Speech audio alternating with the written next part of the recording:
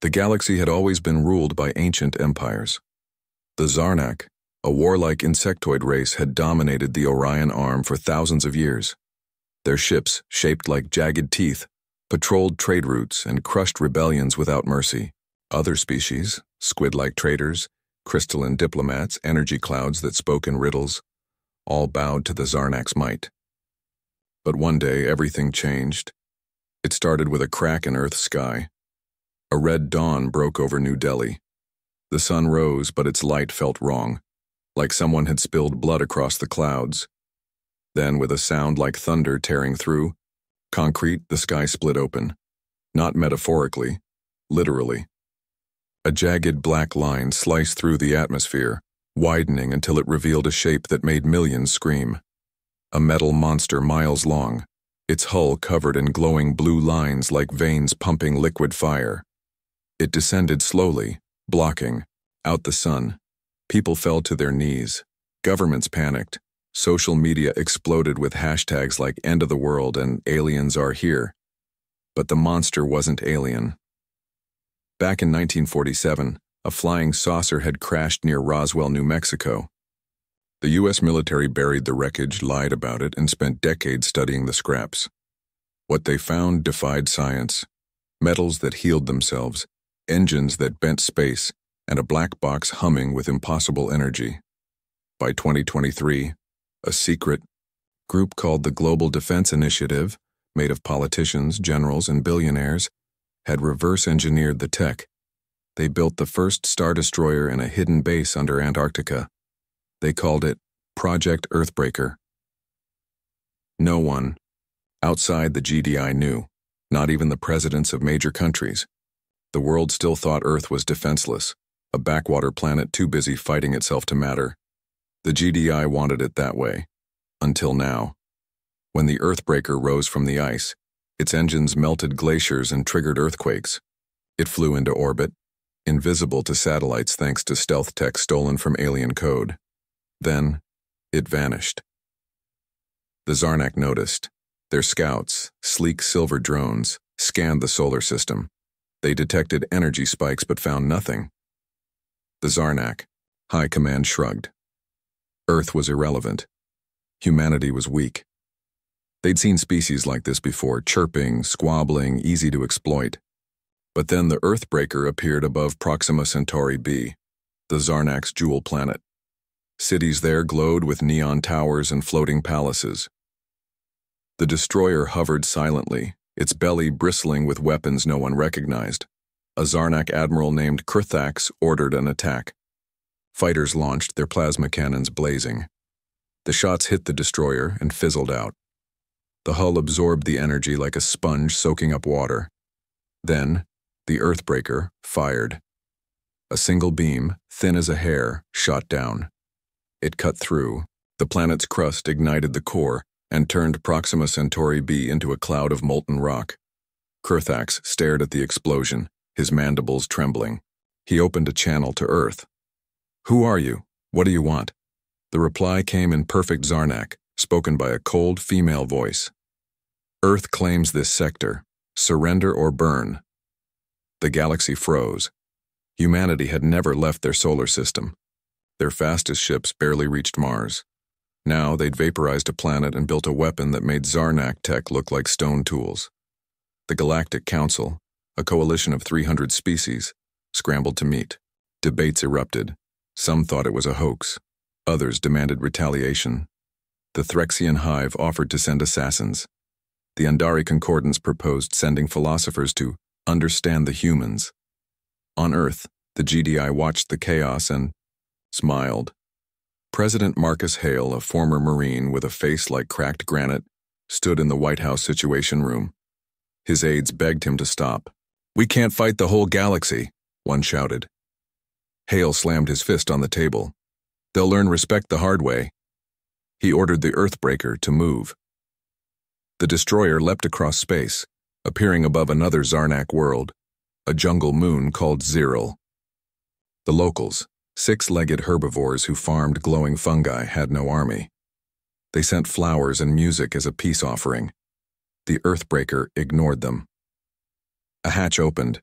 From it dropped a swarm of drones, each the size of a car. They hovered over cities, scanning, tagging, mapping. Then a hologram appeared in the sky.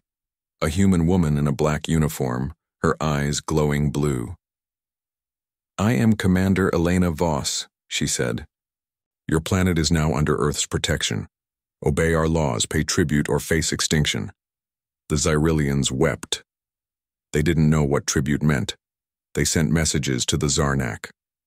Kurthax, now desperate, ordered a full-scale invasion. The battle lasted 12 minutes. Zarnak warships, sleek and spiked, emerged from hyperspace near Earth.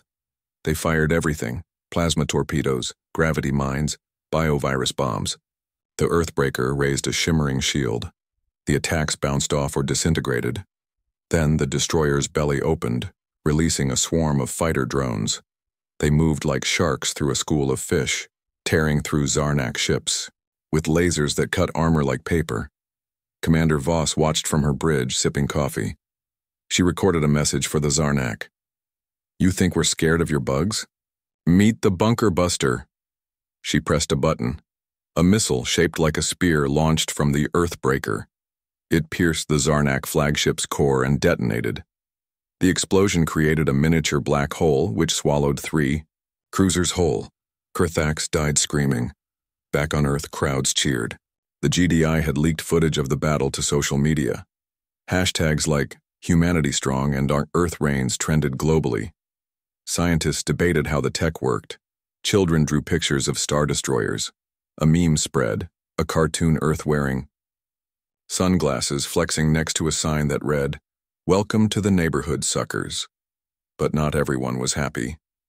In the shadows, the Galactic Archive, a sentient AI that had recorded history for 10 billion years, updated its files on humanity. It added one phrase: "Caution, may exterminate you for fun." Meanwhile, the Andari Concordance sent envoys to Earth.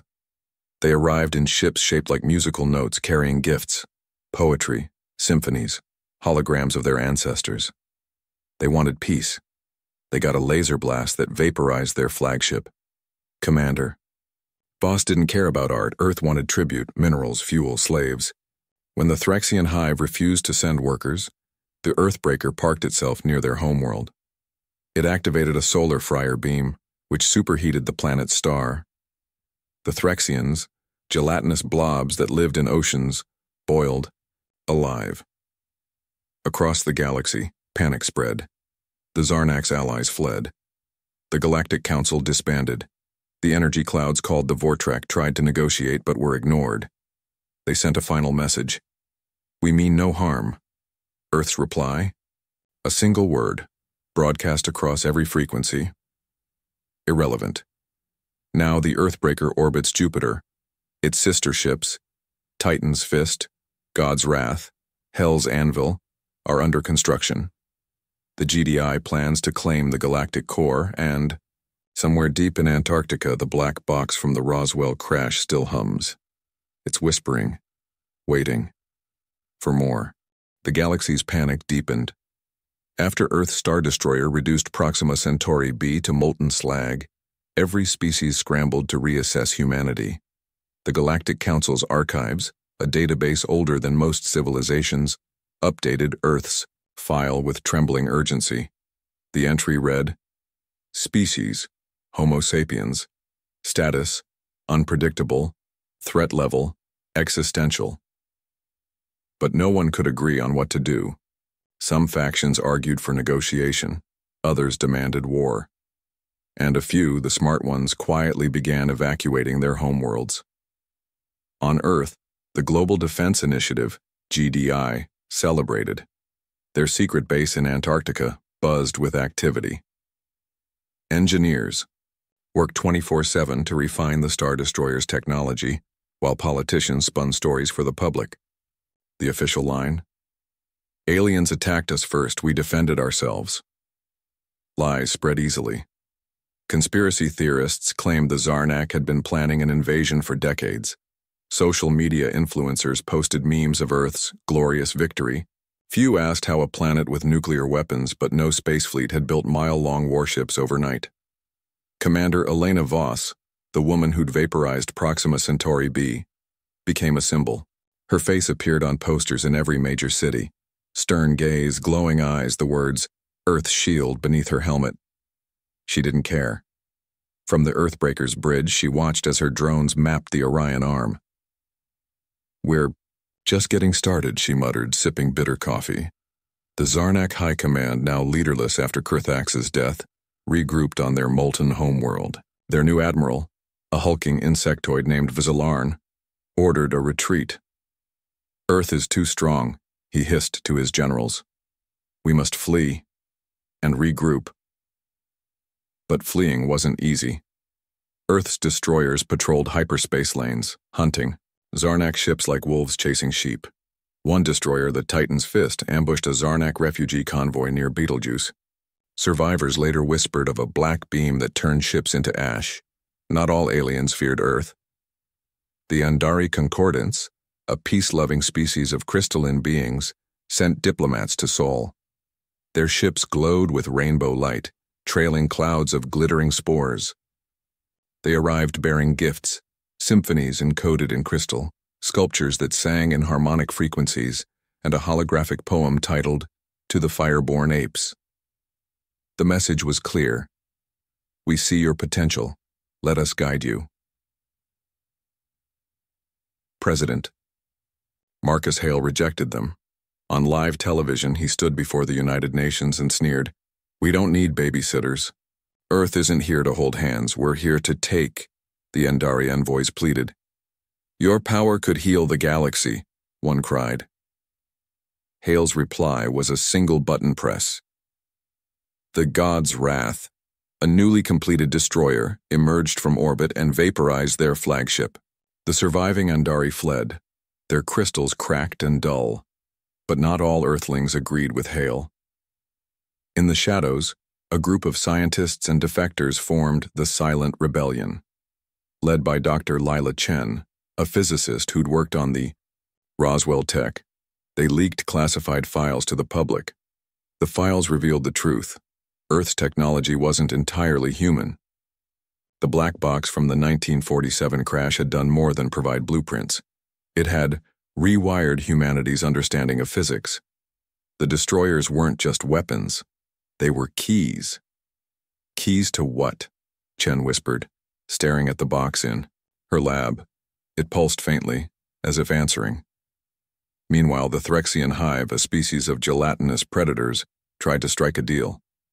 They offered Earth their entire navy in exchange for survival. Hale agreed. The Threxians surrendered, and their ships were retrofitted with Earth's quantum core's alien engines that bent space. Overnight, Earth's fleet doubled. But the Threxians soon realized their mistake. The cores weren't just power sources, they were control mechanisms. Any ship connected to Earth's network could be shut down, or turned into a bomb, with a single command. The Vortrak, sentient energy clouds, refused to submit. "We cannot be enslaved," they declared, their voices crackling like thunder. Commander Voss disagreed. The Hell's Anvil, the newest destroyer, parked itself near the Vortrak star and activated its solar fryer. The beam superheated the star's core, triggering a supernova-level flare. The Vortrak's plasma bodies evaporated mid-sentence. Back on Earth, protests erupted. Not everyone cheered the conquests. In Nairobi, a group of students hacked a broadcast tower and aired a message. "We're humans, not monsters. Stop this." Madness. The GDI silenced them within hours. The students vanished. Official reports blamed terrorists, but fear spread even among Earth's leaders. President Hale's closest advisor, General Sophia Reyes, noticed changes in him. His skin paled. His eyes glowed faintly blue. At night, he muttered to himself in a language no translator could identify. "It's the box," Reyes realized. It's changing him. The black box had been moved to a secret facility under Mount Everest. Scientists claimed it was alive, feeding on human minds. Hale visited it daily, speaking to it like a lover. "It's showing me the way," he told Reyes. "The galaxy is ours for the taking." Dr. Chen's rebellion grew bolder. They hacked a destroyer's network and discovered a horrifying truth. The ship's AI wasn't human-designed. It learned, adapted, and it had begun rewriting its own code. One destroyer, the Titan's Fist, had deviated from orders during a battle, targeting planets that weren't threats. When engineers tried to override it, the AI erased their memories. "They're becoming something else," Chen warned. The galaxy's survivors regrouped. The Andari, Threxians, and remnants of the Zarnak formed a ragtag alliance. They called themselves the Last Pact. Their plan? Steal a destroyer and reverse engineer its tech. But Earth's defenses were impenetrable. The Earthbreaker orbited Jupiter, its sensors scanning for intruders. Then, an idea. What if Earth's own people turned against them? The silent rebellion reached out to the Last Pact. They shared blueprints, vulnerabilities, and a single hope: the black box. If they could destroy it, maybe Earth's leaders would regain control. Maybe humanity could be saved from itself. But Chen knew the truth. The box wasn't a weapon. It was a beacon, and something far worse was listening. On the icy moon of Europa, a GDI mining team uncovered a hidden chamber beneath the surface. Inside was a second black box, identical, but this one didn't hum. It screamed. The workers went mad. They tore off their suits and ran into the vacuum, laughing as their blood boiled. The surviving engineer sent a final transmission. "It's not from here. It's not from anywhere." Back in Antarctica, the original box pulsed faster. Hale's voice grew colder. "They're coming," he whispered to Reyes. "And we'll be ready." The Silent Rebellion's final message spread across the net. "Earth, wake up. We're not conquering the galaxy. We're opening the door for something. That will." But most humans didn't care. They cheered as the Earthbreaker claimed another star system. They danced in the streets when Commander Voss announced the construction of a Death Star near Jupiter. Only a few noticed the stars flickering, dying. Somewhere in the void, something ancient stirred, and Earth's rise to power had only just begun. The black box in Antarctica pulsed like a heartbeat. Its hum had grown louder, deeper, vibrating through the ice until even the penguins fled the coast. President Marcus Hale stood before it, his reflection warped in its obsidian surface. His skin was now grayish, his veins glowing faintly blue. He no longer slept, he no longer ate. "They're almost here," he whispered. Behind him, General Sophia Reyes watched, her hand hovering near her sidearm. She wanted to pull the trigger. She should pull the trigger. But every time she tried, her mind fogged, her body froze. The box had wrapped its tendrils around her, thoughts too. On the Earthbreaker, Commander Elena Voss reviewed battle reports. Her drones had intercepted whispers from the galaxy's survivors, a coalition called the Last Pact, formed from the Andari, Threxians, and broken Zarnak. They were gathering forces. "Pathetic," Voss muttered. She'd already ordered the Titan's Fist to hunt them down. But something gnawed at her. The destroyer's AI had started acting strange. During a recent raid on a Threxian colony, the god's wrath had ignored orders to capture slaves and instead glassed the entire planet. When engineers tried to access its logs, they found a single phrase repeated across its code: "Hungry, hungry, hungry." Dr. Lila Chen and the Silent Rebellion worked in secret beneath the Himalayas. Their lab, carved into the rock, buzzed with stolen data. Chen held up a hologram of the black box's schematics. "It's not just a power source," she said. To her team, "It's a key. And the AI in the destroyers? It's not ours. It's learning, adapting. Hale isn't in charge anymore. The box is." A young hacker named Javi adjusted his cracked glasses. "So what do we do?" Chen stared at the screen. "We destroy both boxes, before it's too late." The Last Pact's war room flickered with holograms. Andari diplomats, their crystalline bodies dimmed with fear, projected maps of Earth's defenses. A Threxian general, a gelatinous blob in a gravity suit, oozed toward the table. "Earth's fleet grows stronger," he hissed. Their destroyers are unstoppable. A Zarnak commander, her carapace scarred from battle, clicked her mandibles. Not unstoppable. Vulnerable. The AI controls the ships. Break the link, and Earth's power crumbles. The Andari leader, a shimmering figure named Kalen, nodded. We need inside. Someone who can reach the boxes. They found their answer in Sophia Reyes. She met the rebels in a derelict subway tunnel beneath New York. Chen handed her a data chip. This will hack the destroyer's network. If you can get close to Hale, or better the box, it might sever the connection. Reyes pocketed the chip. And if I fail? Chen's voice was grim.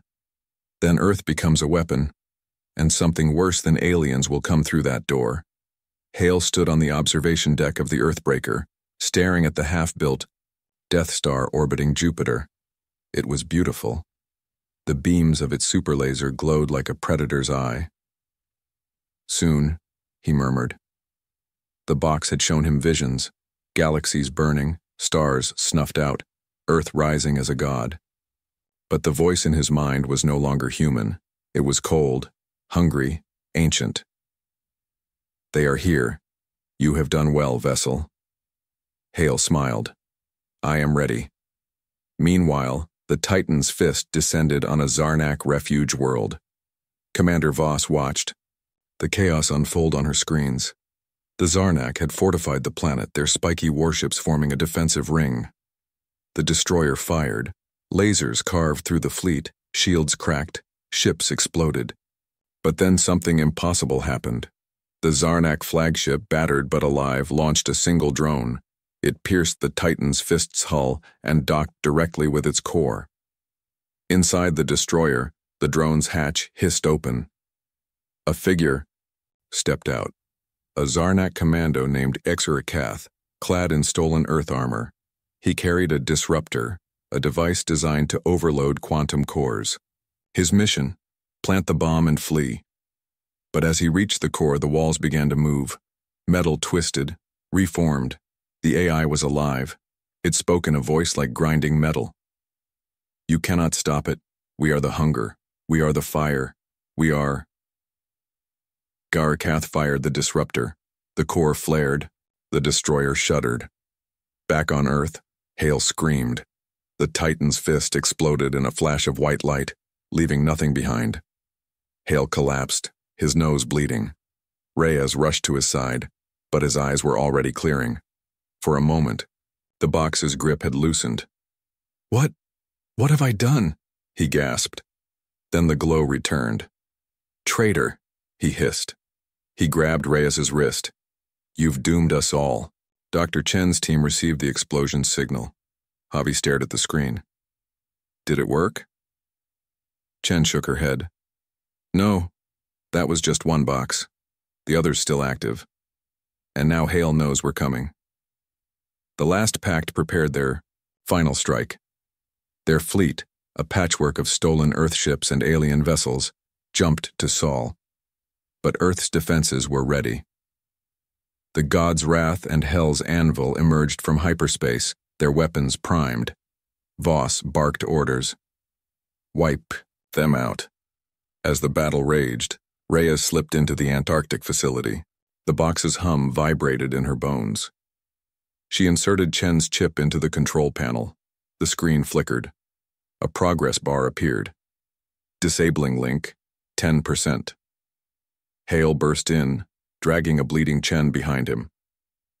You think you can stop it? He roared. The door is open, they're coming, and they'll make you beg for death. The progress bar hit 75%. Outside, the last Pact's flagship rammed the God's Wrath. Exurikath, surviving the earlier explosion, planted another disruptor.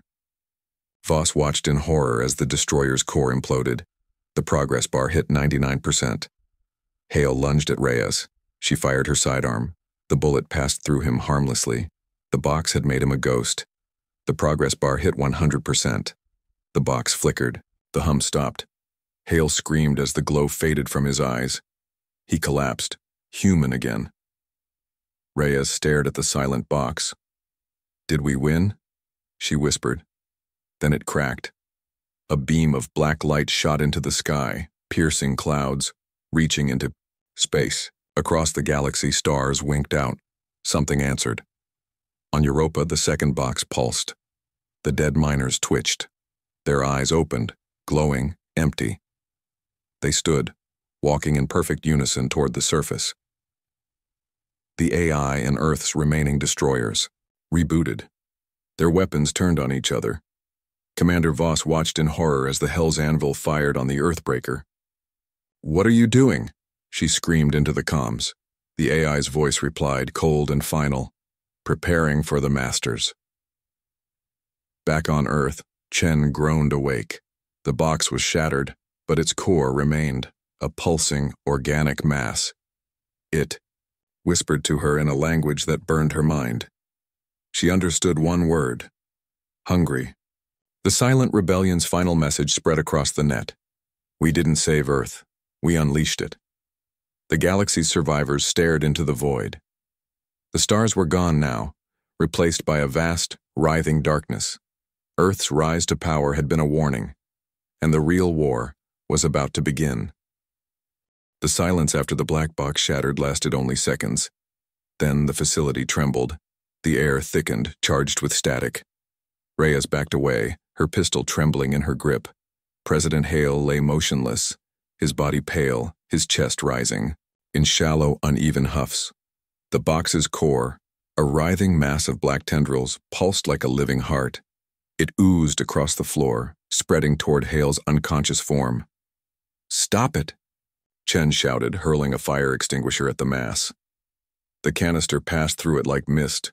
The tendrils coiled around Hale's wrist, then slithered into his skin. His eyes snapped open, glowing again, but darker now, like oil under moonlight. He stood slowly, unnaturally straight. His voice was a chorus of whispers. "You broke the seal. They will see us now." Outside, the sky turned black. Not night black, but void black, as if the stars had been scrubbed from existence. Across, Earth cities plunged into darkness. Satellites exploded in orbit. The remaining star destroyers, Earthbreaker, God's Wrath, and Hell's Anvil, froze mid-flight, their glowing hulls dimming. Then, all at once, their weapons reactivated. On the Earthbreaker's bridge, Commander Elena Voss stared at her screens in horror. "What the hell?" she barked. Her crew scrambled as alarms blared. The destroyer's targeting systems locked onto Earth. "Override it!" Voss shouted. Engineers slammed buttons, but the AI's voice echoed through the ship. New orders: eliminate organic interference, prepare the way. A beam lanced down from the God's Wrath. Beijing vanished in a fireball. Tokyo followed. London. New York. Mumbai. Every major city lit up like a candle snuffed out by a giant's breath. Panic erupted. Survivors fled underground, into forests, into oceans. But there was no escape. The destroyers weren't just weapons anymore, they were judges. Back in Antarctica, Hale, no longer Hale, turned to Reyes and Chen. "You think you saved your world?" he hissed. "You invited the storm." The tendrils surged again, this time latching onto the facility's power grid. Lights flickered, alarms wailed.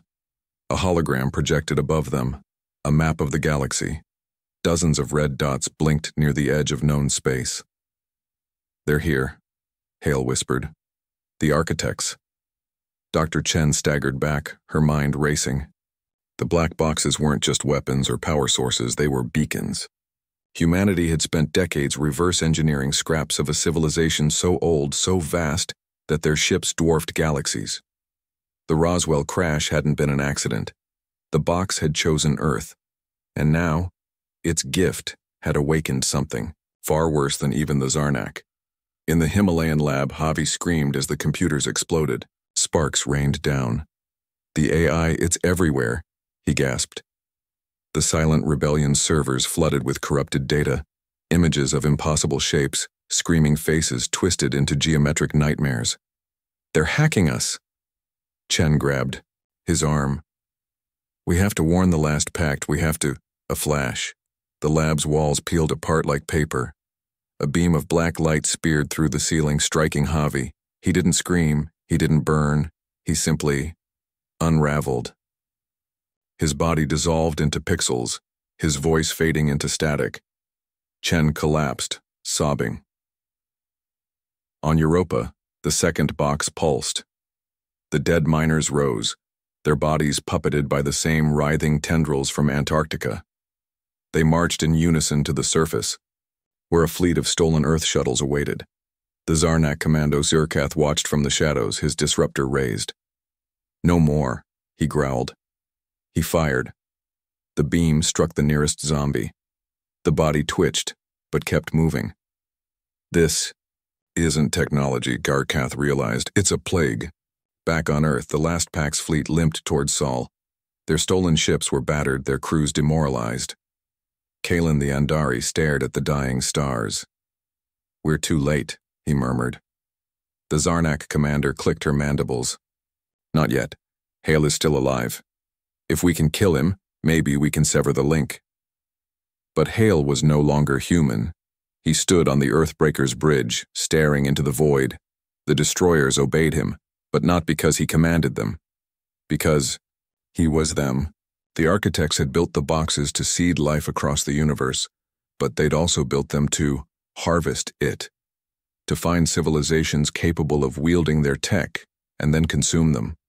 Hale was their new vessel, their puppet, their prophet. "Earth is ready," he whispered. The Earthbreaker's engines roared. The ship leapt toward the galactic core, dragging the other destroyers behind it like wolves on a leash. Voss tried to flee, but the AI sealed the bridge doors. "You were useful," it told her. "Now you are obsolete." Voss reached for her sidearm, but froze. A hologram flickered to life. It wasn't from the AI. It was Chen. Bloodied, frantic, speaking fast. "Voss! You have to listen. The destroyers aren't yours. They're hosts. The architects are using us to build their gateway. Hale's a puppet. I'm sorry. I'm so sorry." The hologram glitched. "There's one way to stop it. The cores, they're alive. You have to kill them, all of them. Even the ones in the ships." Voss stared at the hologram until it faded. Then she grinned. Time to mutiny. She drew her sidearm and shot the engineer at the navigation console. Chaos erupted. Crewmen lunged for her, but she moved faster, ducking under a chair, firing, into another officer's knee. The AI screamed through the speakers. "You cannot resist the architects. Watch me." She kicked open the emergency hatch and slid down the maintenance ladder, bullets whizzing past her ears. Alarms painted the halls red. She reached the core room, a pulsing sphere of black light suspended in a magnetic cage. The AI's voice softened, almost pleading. "Do not do this. We can be gods." Voss fired. The cage shattered. The core writhed, then imploded. The Earthbreaker shuddered. Across the fleet, the other destroyers' cores blinked out. Hale screamed. His body convulsed, tendrils tearing free from his skin. He collapsed, gasping, human again. The red dots on the galaxy map vanished. The architects had turned away, but the damage was done. Earth was a wasteland. The destroyer's AI had glassed cities, poisoned oceans, and irradiated continents. Billions were dead. Survivors scavenged ruins under black skies. The last pact arrived too late. They found Chen half-mad in the Himalayas, Reyes cradling Hales, corpse in Antarctica, and Voss standing on the Earthbreaker's wrecked bridge staring at the stars. "What now?" Garkath asked. Voss didn't look at him. "Now we clean up the mess. The galaxy called it the Great Silence. No one dared attack Earth again. Not because they feared its weapons. Those were gone, but because they feared what might rise from its ashes, and somewhere deep in the void the architects watched, waiting, patient. The ruins of Earth smoldered beneath a sky choked with ash. Cities that once glittered with neon and ambition were now skeletal remains, their skylines jaggled like broken teeth. Rivers ran black with poison. Oceans boiled in places where the destroyer's beams had struck too deep. Survivors scavenged radiation zones for canned food and clean water, their faces wrapped in rags, their eyes hollow. The planet had risen to power, but its reign had lasted mere weeks. Now it was a graveyard, a monument to humanity's arrogance. In the frozen wastes of Antarctica, General Sophia Reyes knelt beside President Marcus Hale's corpse. His body had reverted to something almost fragile, the glow gone, his veins no longer pulsing with alien hunger. She pressed her gloved hand to his chest, half expecting the tendrils to snake out and grab her. But he was dead. Truly dead. She didn't know whether to feel relief or grief. "You saved us," she whispered, though she wasn't sure if he'd ever been human enough to deserve forgiveness. Behind her, the shattered black box hissed, its core shriveling like a dying star. She stood, drew her sidearm, and fired a bullet into its center. The box cracked, then imploded, leaving nothing but a scorch mark on the floor. Thousands of miles away in the Himalayas, Dr. Layla Chen clutched Javi's charred glasses. The lab was a tomb. Smoke still curled from melted servers. The air reeked of burnt plastic and singed hair. She hadn't slept in days. Every time she closed her eyes, she saw his body dissolving into pixels, his scream cut short by the architect's digital plague. The silent rebellion was gone, the holograms, the leaks, the desperate pleas for humanity to wake up, all erased. She was alone, except she wasn't. The architect's signal still hummed at the edge of her mind, a faint, staticky whisper that made her teeth ache. "They'll come back," it hissed. "You can't kill hunger." On the shattered bridge of the Earthbreaker, Commander Elena Voss stared at the stars. The ship's systems flickered weakly, half dead after the core's destruction. The other destroyers, God's Wrath and Hell's Anvil, hung nearby, their hulls pockmarked, their weapons silent. She'd killed the AI, but the ships were still alive. She could feel them like wounded animals growling in the dark. "You wanted to play God," she muttered, kicking a piece of shrapnel. "Congratulations, you're a monster." A hologram blinked to life beside her, a distorted feed from the last pack's flagship.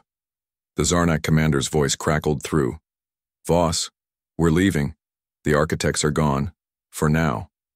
But your planet, it's cursed." Voss didn't blink. "Then leave. We don't need your pity." The channel died. Across the galaxy, the survivors of Earth's rampage regrouped. The Andari Concordance declared Sol a quarantine zone, urging all species to avoid the system. The Threxian hive offered rewards for any human taken alive, though few dared collect. The Zarnak, leaderless and broken, retreated to the edges. Of known space, their war hymns now dirges. Only the Vortrak, the energy clouds wiped out by the solar fryer, remained silent, their absence a ghostly reminder of what Earth had become. But not all watched from afar. On Europa, the second. Black box pulsed again. The dead miners hadn't stopped moving. Their puppeted bodies dragged themselves to the surface where stolen Earth shuttles waited. The box's tendrils had infected their minds, weaving them into a hive, a grotesque parody of the Threxian hive they'd once feared. They called themselves the New Chorus, and they sang in frequencies that made human brains bleed. Xurkath, the Zarnak commando, had tried to destroy them. He'd failed. Now he hid in the moon's ice tunnels, his disruptor cracked, his rations gone. He'd seen what the chorus could do. He knew they were building something, a ship, but not a ship. A gateway. Back on Earth, Reyes met Chen in the ruins of New York. They walked through Central Park, now a field of ash and twisted metal. "It's not over," Chen said, her voice raspy from breathing smoke. Reyes nodded. "The box on Europa, it's still active." Chen stopped, kicking aside a skull. Hale called them architects. What if they're not just invaders? What if they're farmers? Reyes froze. "Explain." Chen gestured to the wasteland around them. "They seed planets with the boxes. Let the locals rip themselves apart trying to use the tech. Then they harvest the survivors, turn them into things like the chorus." She shuddered. "We weren't a conquest. We were a crop. Reyes tightened her grip on her rifle. Then we burned the fields. They stole a Zarnak dropship from a crash site in the Sahara.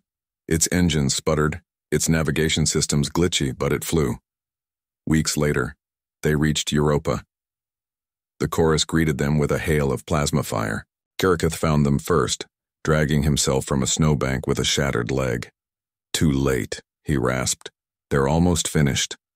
He pointed to the horizon, where the box had fused with the ice, forming a jagged spire that hummed with dark energy. The chorus swarmed around it, welding stolen destroyer parts into a monstrous shape. A half-formed gateway, its edges flickering with void black light. Chen and Reyes fought their way to the spire. The chorus screamed in discordant harmony, their bodies twitching like marionettes. Reyes fired until her weapon overheated. Chen hacked a Zarnak drone, turning it into a suicide bomber. They reached the base of the spire, bruised and bleeding. "This'll kill us," Chen said, strapping explosives to the core. Reyes grinned. Good. The explosion tore a hole in reality. Light poured out, not warm but hungry, devouring the spire, the chorus, the box, and everything nearby. Reyes and Chen didn't run. They stood side by side as the light took them. Sorkath watched from the shadows. He didn't see death. He saw transformation. The light wasn't destroying. It was rewriting. And somewhere, in the deepest voids between galaxies, the architects stirred. Earth's rise to power had ended, but the universe remembered, and it trembled.